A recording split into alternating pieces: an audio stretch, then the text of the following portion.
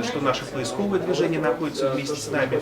И по большому счету наши национальные центры и Дом дружбы народов Самарской области сегодня в полной мере расскажут о реализуемых проектах именно на этой площадке. У нас есть такой проект, называется «Дорога домой». И вот останки павших солдат отправляются на родину, где уже происходит их захоронение.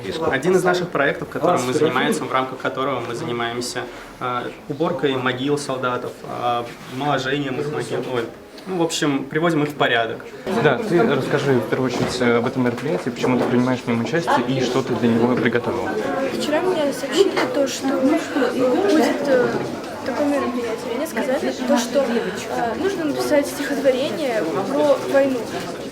Мы видим погруженность студенческого сообщества данного учебного заведения не только в добровольческую и волонтерскую деятельность, но мы и видим то, что они креативят проекты, которые действительно претендуют на то, чтобы быть общерегиональными в России. В России идеология одна. У нас все национальности равны, мы все разные, но мы все родные. Мы прекрасно понимаем, что год 75-летия Победы это является настоящим юбилеем, а я хочу вам напомнить, что когда мы говорим о юбилеях тех или иных исторических личностей, то принципиально юбилей отмечается именно, начинает отмечаться на государственном уровне именно с 75-летия. Я хотела бы свое выступление начать со слов Пушкина, что славой предков можно гордиться и нужно. В нашей школе «Актылык» проводится много мероприятий, посвященные чествованию наших героев, наших ветеранов войны, концертные программы.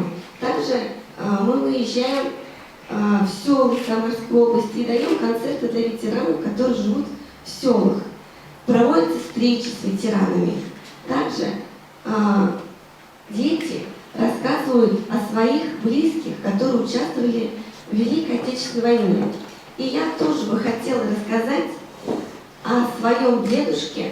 Когда началась война, ему было 14 лет, и его отца сразу забрали на войну. Мой дед Сагир Бабай прошел за войну 2000 километров.